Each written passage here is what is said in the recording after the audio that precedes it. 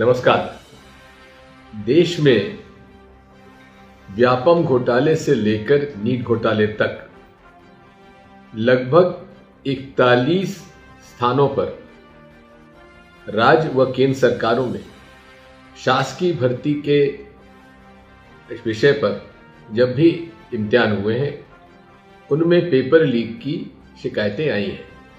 यदि हम वापस जाएं व्यापम प्रकरण में तो सीबीआई को माननीय सुप्रीम कोर्ट ने केस सौंपा था, लेकिन स्वयं सीबीआई ने जिस प्रकार का इन्वेस्टिगेशन किया उसमें उन पर खुद पर भ्रष्टाचार के आरोप लग चुके।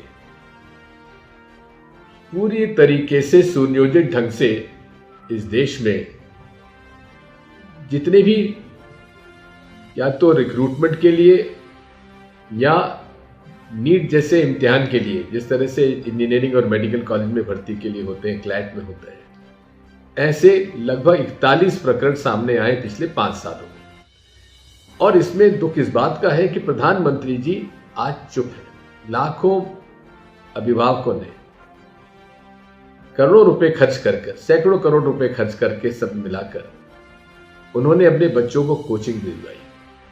कोचिंग करने के बाद जिनको कि छात्रों को ज़्यादा नंबर मिलने चाहिए थे, जो कि एम्स में भर्ती हो सकते थे, वे आज इस घोटाले की वजह से पीछे रह गए।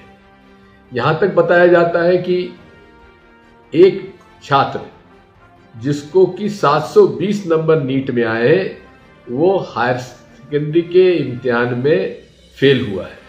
अब आप समझ सकते हैं कि जो व्यक्ति हायर सेकेंडरी का इम्तिहान पास नहीं कर पाया, आज वो एम्स में भर्ती होने के लायक नीट एग्जाम ने बना दिया है। मेरे कुछ प्रश्न हैं माननीय प्रधानमंत्री जी आपसे और धर्मेंद्र प्रधान जी आपसे। प्रदीप कुमार जोशी जी यूपीएससी के अध्यक्ष रहे, आज एनटीए के वे अध्यक्ष बनाए गए हैं। उसके पहले वे मध्य प्रदेश और छत्तीसगढ़ के पब्लिक सर्विस कमीशन के चेयरमैन रहे हैं।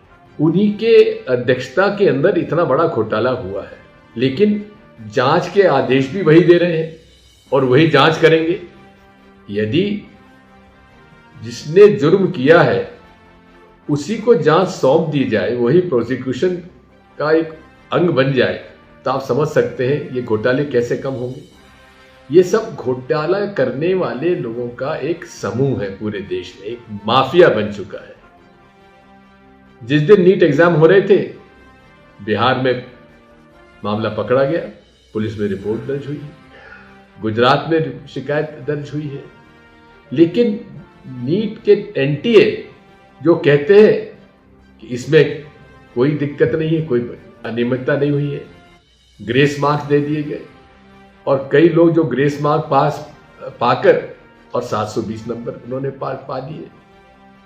अनेक जो प्रश्न है मैंने अपने सोशल मीडिया पर डाले हुए हैं, उसका जवाब सरकार को देना चाहिए। मैं तो कहूंगा कि माननीय प्रधानमंत्री जी, यदि आप वाकई में इस देश में निष्पक्ष भर्ती अभियान चलाएंगे सरकारी नौकरियों में, तो आपको तत्काल जितने भी डायरेक्टर्स हैं और जो चेयरमैन हैं एनटीए के, उनको तत्काल वहां से हटाइए और उनके खिलाफ कार्रवाई करिए। मैं ये भी मांग करता हूं कि टेक्निकल फॉरेंसिक जांच पूरी इसके इम्तिहान की होना आवश्यक है, जिससे कि दूध का दूध पानी का पानी हो जाए।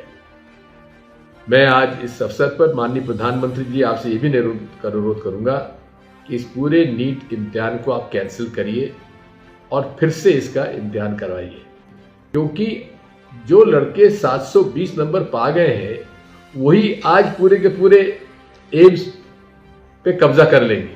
आप समझ सकते हैं कि एम्स जो हमारी एक प्रीमियर इंस्टीट्यूशन है देश की और अंतर्राष्ट्रीय क्षेत्र में उसका नाम है, उसको भी आप लोग ऐसे लोगों से अगर भर्ती कराएंगे तो हालत क्या हो सकती है आप समझ सकते हैं। इसलिए साथियों, हम सबको इस घपले के खिलाफ आवाज़ उठाना चाहिए और इस घपले के खिलाफ आप न केवल आवाज़ उठाएं, लेकिन जन जन में जाकर इसको हमें एक्सपोज करने की आवश्यकता है, इसे उजागर करने की आवश्यकता है।